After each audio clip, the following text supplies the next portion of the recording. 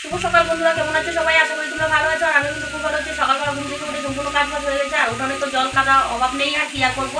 তো আগে রান্নাটাই করে নিচ্ছি। গরু রয়েছে, ছাগল রয়েছে, আর ধান আজকে মনে হচ্ছে না যে রোদ উঠবে কি উঠবে না এরকম ভাব। তো ধানগুলো রোদে দিতে হবে। আর আমি কি কি রান্না করছি তোমরা একটু দেখে নাও। এখানে রয়েছে মূলো শাক, আর এখানে বরবটি আলু ভাজা, আর মাছের জন্য রান্না করছি। মাছ দিয়ে রান্না করব, মূলো আলু বেগুন বরবটি দিয়ে মাছের তরকারি রান্না করব। আর পুজো এখনো দেওয়া হয়নি, আমি আজকে পুজো দিচ্ছি না, মেয়ে পুজো দিয়ে দিবে, কেমন? আর ওদিকে ঠাম্মা মাছ কাটছে।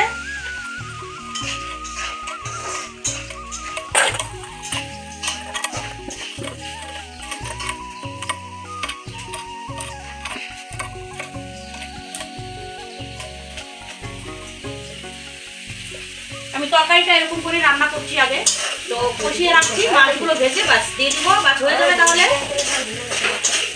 আর অনেক কাজই আছে, কাজগুলো করতে হবে। আর 2-3 দিন থেকে ঘাস কাটা হয় না, আজকে বৃষ্টি হচ্ছে না, এখন আর নেই, বৃষ্টি কমে গেছে। তো ঘাস কাটতেও যেতে হবে।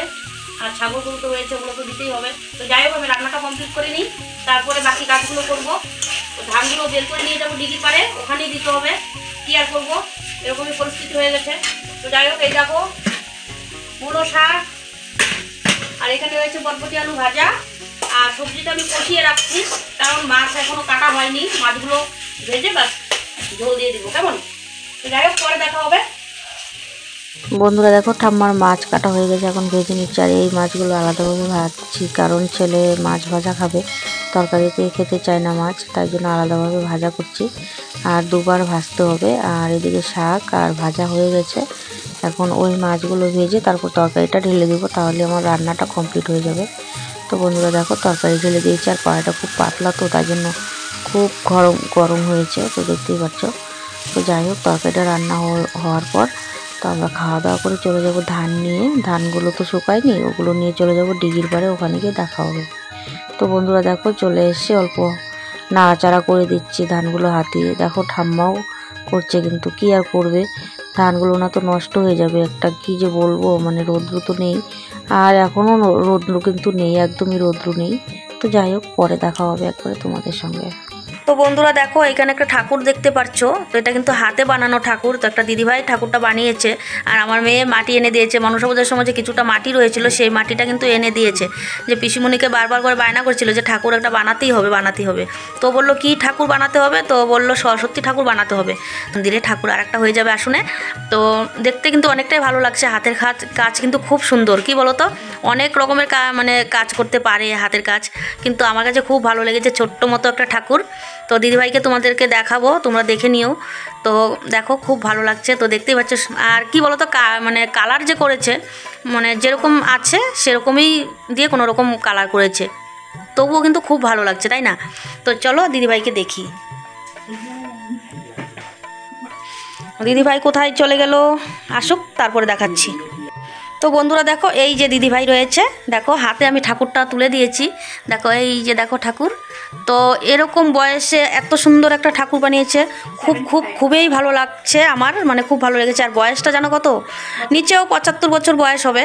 তো এরকম বয়সে এত সুন্দর একটা ঠাকুর বানিয়েছে। ছোট্ট দেখে তোমাদের হয়তো চোখে লাগছে না, কিন্তু আমার খুব ভালো লেগেছে। কি আর বলবো, বলার মতো ভাষা নেই। আর এই যে ঠাম্মা বসে আছে, ওরা কিন্তু বোন, বুঝতে পারলে? ঠাম্মা আর ওই যে দিদিভাইটা কিন্তু বোন। কিন্তু আমি দিদিভাই বলছি, আগে থেকেই বলতাম, তাই জন্য দিদিভাই বলছি, বুঝতে পারলে? তো যাই হোক, ঠাম্মা হোক আর দিদিভাই হোক, যখন আমরা আগে থেকে ডেকে এসেছি দিদিভাই, তাই জন্য আমি দিদিভাই ডাকি। দেখো বন্ধুরা, খুব সুন্দর লাগছে ঠাকুরটা, খুব ভালো লাগলো আমার। ছোট্ট মতো বানিয়েছে, মাটি যদি আরেকটু বেশি হতো তাহলে আরও ভালো হতো। তো কেমন লাগলো তোমরা কিন্তু অবশ্যই কমেন্ট করে আমাকে জানাবে। তো এটা কিন্তু একমাত্র হয়েছে আমার মেয়ের বায়নাতে। আর দিদিভাই বলেছে আমি ঠাকুর বানাতে পারি, ওই শুনেই কিন্তু মানে এই ঠাকুরটা হলো। তো আজকে আমি আসলাম, এসে দেখি কি ঠাকুর বানিয়ে ফেলেছে, খুব ভালো লাগলো। তো এরকম বয়সে এত সুন্দর কাজ জানে হাতের, আমি কিন্তু আগে থেকে জানতাম না। তো আজকে আমি জানতে পারলাম, কেমন? তো যাই হোক, পরে দেখা হবে তোমাদের সঙ্গে।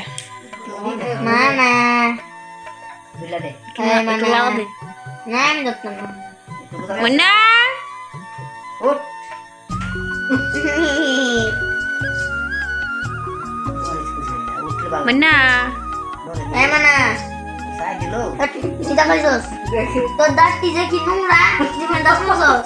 Mas sério, tu louco? Tu não tu শুনে আবার তোরা চাই দেখা হয় মুন্না কি খাইছিস রে? চাই রেছিস না মনে তুললে ভালো লাগবে জীবনে দাঁত মাঝো হালকা কলিকা টেনে দিয়ে দাঁতটি মাঝি মানে সুন্দর করে দুর্গাও যাইছে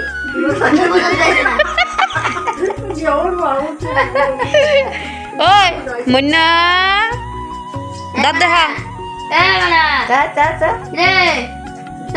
দাঁত মনে কথা না জামা কিনতে না কিনবো কিনবো লিপস্টিক কিনবো মনে হয়। লিপস্টিক কিনে নাকি? ভালো দেখে এই শক্তি দেবে এইটা কিনবো লিপস্টিক কিনবো রাশিবানি কইতাছে বিড়ি বাইন্দার পয়সা দিয়ে লিপস্টিক কিনা দিব বিলাইরে। নখ পলিশ কিনা দিস। তো ঘুমে দেবে কিনবে নো পুলিশ বন্ধুরা দেখো চলে আসলাম বাড়িতে। আমার ছেলে অল্প মাছ ধরে নিয়ে আসলো। তো মাছগুলো যেগুলো জিন্দা আছে ওগুলো আমি জলে রেখে দিই, মানে হাঁড়িতে রেখে দিচ্ছি। আর এখন কিছু মাছ কাটবো, কেটে রুটি বানাবো আর মাছের ভর্তা বানাবো। ষাটি মাছ রয়েছে আর কিছু মাছ ভাজা করবো, ব্যাস এরকমই রান্না হয়ে যাবে। তো চলো পরে দেখা হচ্ছে।